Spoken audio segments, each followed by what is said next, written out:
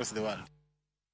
Jagoro mongirore migao mar jela Salome Beako olando ni chenro ma Kenya Prison nigodo sani komakore kod bad migao mar doho en mar neno ni gibiro kawo okang' mar miyo jogo man gi ketho matindo kum margi mondo gitim oko mar jela ka gitiyo e kor gwenge. Maeri en yorno ma piny owacho temo duoko godo kwan mar dhugruok mar jotwech. Beako mane loso e kinde nyasi mar ringo dichieng' alwora e boma mar Ruiru nochiwo kwan kauntis machalo kaka Laikipia kaachiel kod Elgeyo Marakwet kaka moko kuom kauntis mosechako chenro makamano.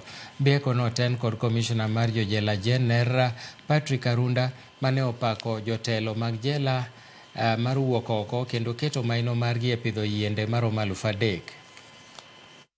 Trees are essential for our planet's health. They purify the air and the air that we breathe, provide habitats for wildlife, and help combat climate change.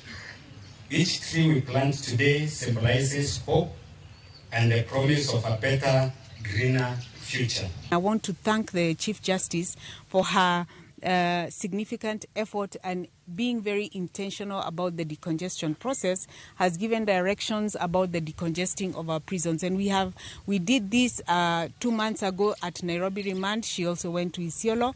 We have also been doing this in other counties like Laikipia. Yesterday we did a decongestion program in Laikipia County, in Nyahururu. We have also done it in Elgeyo Marakwet, and that is aimed at decongesting particularly for petty offenders. I also wish to thank our county governments. They have really worked and collaborated with us using